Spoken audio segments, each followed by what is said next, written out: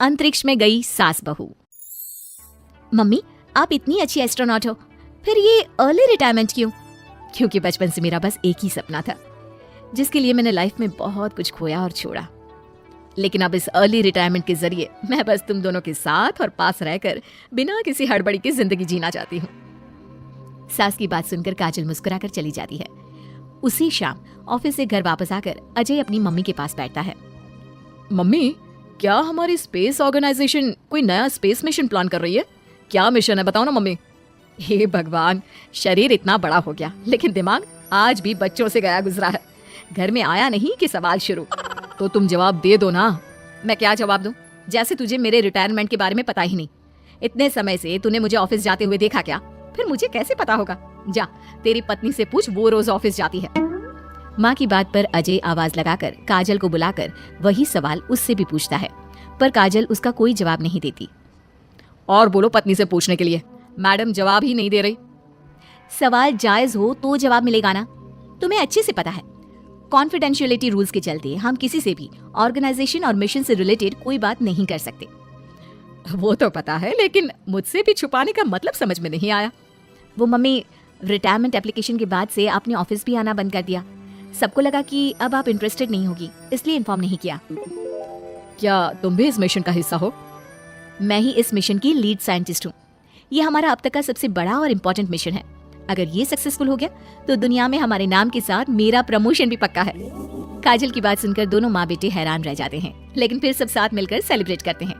अब दिन बीतने लगते हैं। काजल स्पेस मिशन के चलते पहले से ज्यादा बिजी हो जाती है और देर तक ऑफिस में समय बिताने लगती है। कुछ समय तक इसे चुपचाप देखने के बाद एक सुबह बहू को सामने देखकर आखिरकार सास उसे टोक ही देती है। आ रही हो या जा रही हो? भाई, हमें तो तुम्हारी शक्ल देखे लगता है सदियां बीत गई। मैडम कब आती है कब जाती है कुछ पता ही नहीं चलता। अरे ऐसा कौन सा मिशन है जिसने सुबह रात घर परिवार सब भुला दिया? मिशन तो मैंने भी बहुत देखे हैं और गई भी हूँ, पर ऐसा हाल कभी नहीं हुआ। मम्मी, मैं आपकी चिंता और गुस्सा समझ सकती हूँ, पर ये स्पेस मिशन आज तक के सभी मिशन से बहुत अलग है। अच्छा, जरा मैं भी तो सुनूं, ऐसा क्या है इसमें? आई एम सॉरी मम्मी, मैं नहीं बता सकती। भूलो मत, मैंने रिटायरमेंट अप्लाई किया है, लेकिन रिटायर होने में अभी 7 महीने बाकी है, जिसके हिसाब से मैं आज भी ऑर्गेनाइजेशन का हिस्सा हूँ। तो मुझे बताकर तुम कोई रूल नहीं तोड़ रही। मुझे सब याद है मम्मी, और मुझे ये भी पता है कि अगर आप साथ दें तो मिशन के लिए बहुत बड़ी मदद साबित होगी। पर सीनियर्स ने रूल बनाया है कि इस मिशन की इन्फॉर्मेशन सिर्फ उन्हीं के पास होगी जो इसका पार्ट है, और मुझे तो उन्होंने खास अपने पास बुलाकर ये समझाया था। बहू की बात सुनकर सास सोच में पड़ जाती है और अगले दिन खुद भी ऑफिस पहुंच जाती है। ओहो, क्या बात है मैडम, रिटायरमेंट की एप्लीकेशन के बाद तो आपने दर्शन देने भी बंद कर दिए।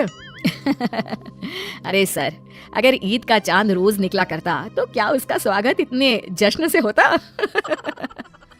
इस पर सीनियर भी हंसने लगते हैं और दोनों कैबिन में जाकर बैठ जाते हैं, जहां सास बातों बातों में नए स्पेस मिशन के बारे में पूछती हैं। वो उन्हें मिशन के बारे में सब कुछ बताकर तुरंत एक इमरजेंसी मीटिंग बुला लेते हैं, जिसमें साइंटिस्ट की टीम और काजल के साथ एस्ट्रोनॉट्स की पूरी टीम भी होती है। तो ये है हमारी टीम, जो सब कुछ भूल कर दिन रात इसी मिशन पर काम कर रही है। अगर आप भी हमें ज्वाइन कर ले तो सोने पर सुहागा हो जाएगा। अगर आप मुझे टीम में चाहते थे तो पहले कांटेक्ट क्यों नहीं किया? आपने स्पेस में ना जाने के फैसले के साथ डेस्क जॉब का भी इनकार कर दिया और अर्ली रिटायरमेंट के लिए अप्लाई कर दिया, और फिर पिछले 1 महीने में किसी के साथ कोई कांटेक्ट भी नहीं हुआ।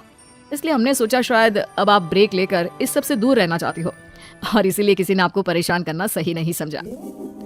बात तो आपकी सही है, फिर भी एक सुझाव देना चाहूंगी। ये जो आप कर रहे हो ना, ये मिशन नहीं, साफ सुसाइड है। एक साथ इतने सारे लोगों को स्पेस में 6 महीने रहने के लिए भेजना आसान काम नहीं है, और ये बात मुझे आपको समझाने की जरूरत नहीं होनी चाहिए। हमें सारे कॉन्सिक्वेंसेस, स्पेस नेचर, मिशन की मुश्किल सबका पता है, और ऐसा करने वाले हम पहले नहीं है। इसलिए ये भी साबित है कि काम हो सकता है। आप सिर्फ एक एक्सपेरिमेंट के लिए इतने सारे लोगों की जान और मेहनत को दांव पर लगाना चाहते हो, जिसमें सक्सेस रेट भी मुश्किल से 1% है। बहुत देर तक इन्हीं सब बातों पर बहस चलने और काजल की सास उर्फ ऑर्गेनाइजेशन की सबसे एक्सपीरियंस्ड एस्ट्रोनॉट को बहुत देर समझाने के बाद भी जब वो राजी नहीं होती, तो ऑर्गेनाइजेशन के सीनियर्स को उन्हें घर वापस भेजना पड़ता है। लेकिन उसी के बाद से न चाहते हुए भी सास मिशन के बारे में सोचना बंद नहीं कर पाती। इसी तरह 1 हफ्ता बीत जाता है। माँ, जब घर में बैठकर भी मिशन के बारे में ही सोचना है तो इससे अच्छा है कि वहां जाकर इस सोच के जरिए उनकी मदद ही कर दो। उन्हें ऑफिस में नहीं, स्पेस में जाने के लिए मेरी जरूरत है। वो चाहते हैं कि मैं हेड एस्ट्रोनॉट बनकर बाकी सबके साथ स्पेस में जाऊं। वाओ, रिटायरमेंट से पहले आखिरी असाइनमेंट की तरह इससे अच्छा और क्या हो सकता है माँ? आपको हाँ बोल देना चाहिए। उस टीम में एक मेंबर काजल भी है। अगर हम दोनों ही चले जाएंगे तो तुम अकेले कैसे रहोगी? वहां से जिंदा वापस आने की कोई गारंटी नहीं बेटा। अब भी हमें भेजना चाहते हो क्या? जिस दिन से आपको पहली बार स्पेस में जाते देखा है तभी से ये डर और पॉजिटिविटी दोनों साथ लेकर जीना सीख गया हूं। आप जाओ माँ, मुझे पूरा भरोसा है आप दोनों वापस भी आओगे और देश के साथ मेरा नाम भी रोशन करोगे।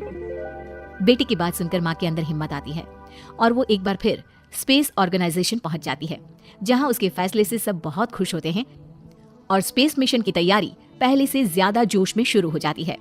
कुछ ही समय बाद दोनों सास बहू स्पेस में पहुंच जाती हैं। आखिरकार आज मेरी साइंटिस्ट बहू एस्ट्रोनॉट भी बन गई।